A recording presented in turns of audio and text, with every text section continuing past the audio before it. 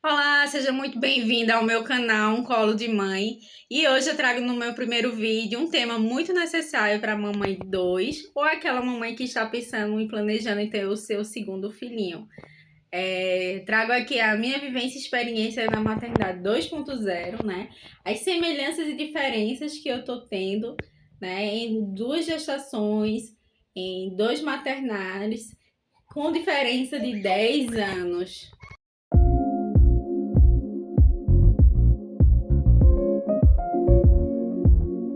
Acredito que muitos aqui não me conheçam, né? Eu sou a Mari Almeida. Oh, meu amor, por que você tá chorando? Você quer falar também no canal? Sou mãe de dois.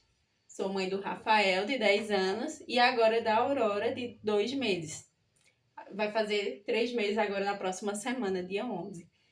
Então, eu resolvi fazer esse vídeo mesmo para relatar para vocês um pouquinho como é minha percepção com relação às duas maternidades, digamos assim. O que eu acho que foi semelhante, o que eu acho que não foi tão semelhante assim. Particularmente, eu acho que teve mais diferenças do que semelhanças em todos os sentidos, a começar desde a gestação, onde na gestação do Rafael eu não tive muitos sintomas, não tive enjoos, não tive náuseas, tive levemente algumas azias, queimou no estômago e muita gente tem a crendice de dizer, é a grávida que tem azia porque o bebê vai nascer cabeludo, mas isso é fake. E aí o que acontece? Com a Aurora foi super diferente. Enquanto o Rafael, no início da gravidez, eu achava que era uma mera cólica de TPM, aquela fase ali de pré-menstruação, né? Dos sintomas que a gente tem normalmente. De Aurora eu tive nada, assim. Mas em compensação, eu já tive dores na mama e um pouquinho de náusea. E aí foi quando eu já tava, né, no planejamento também de ter ela. E aí eu suspeitei que poderia ser. Então, antes mesmo de atrasar, eu já corri para a farmácia, peguei o teste, que é o teste da Clean Blue, que não sei se vocês conhecem, que você consegue saber antes de 6 dias, 6 dias antes, né, de atrasar. Então veio o nosso positivo, né, Aurora? E como eu vinha falando, né, as diferenças dela eu tive enjoo nos 3 primeiros meses. Dito e feito que depois da 12ª semana eu já não tive mais, passou como um passe de mágica.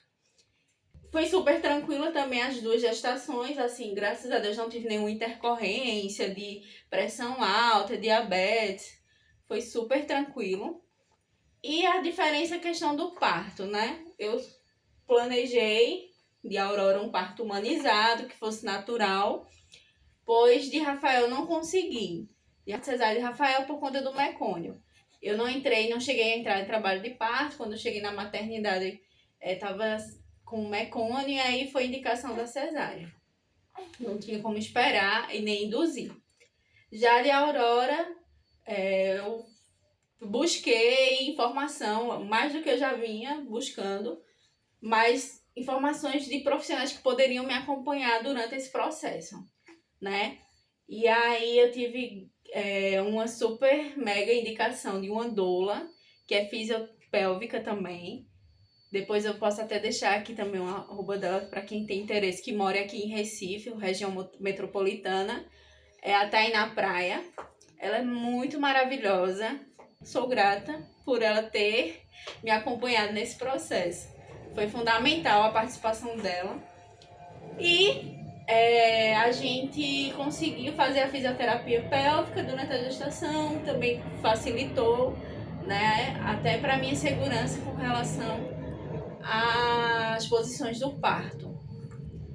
E aí, graças a Deus, com a Aurora eu consegui ter o parto natural, sem intervenções depois de uma cesárea de 10 anos. Esse é o tema para o próximo vídeo. Daí, início de gestação deles diferente, né? Processo também diferente, enquanto de Rafael eu estava numa situação que eu não tinha um apoio do companheiro, digamos assim, porque com Rafael foi uma gestação solo. E a Aurora, né, eu tava com meu esposo, sempre me acompanhando em todas as consultas, ultrassons e tudo mais, e foi fundamental também no processo. Em relação aos cuidados de RN, né, eu já, na minha cabeça, já cuidei de um bebê, sei como é, claro, noites mal dormidas, privação do sono, choros com cólicas, desconfortos, amamentação.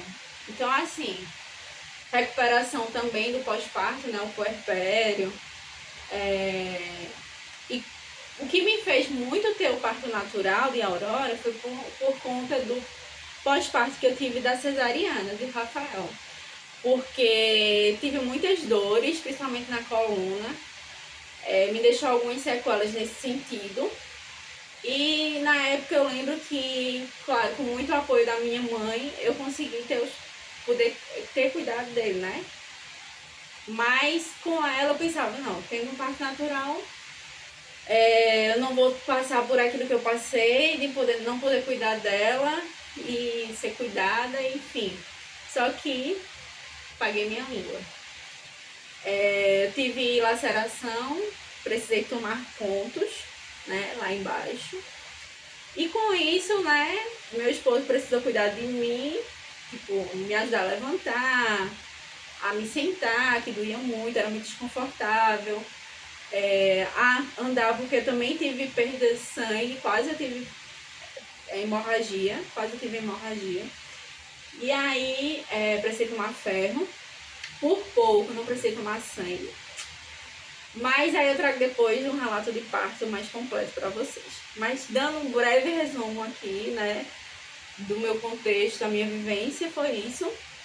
E com relação à amamentação, graças a Deus, essa parte aí eu não tenho o que falar em termos de desafio, assim, foi muito tranquila, tanto quanto o Rafael também foi.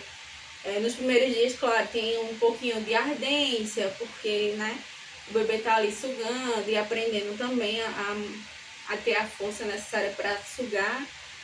E com a pega correta, as orientações corretas que a doula me passou também, consegui passar por essa fase sem nenhum problema. Porém, o que eu tenho um pouco a dizer é que nas sonecas durante o dia, comparado a Rafael dormia bem melhor. Ela tem dias e dias.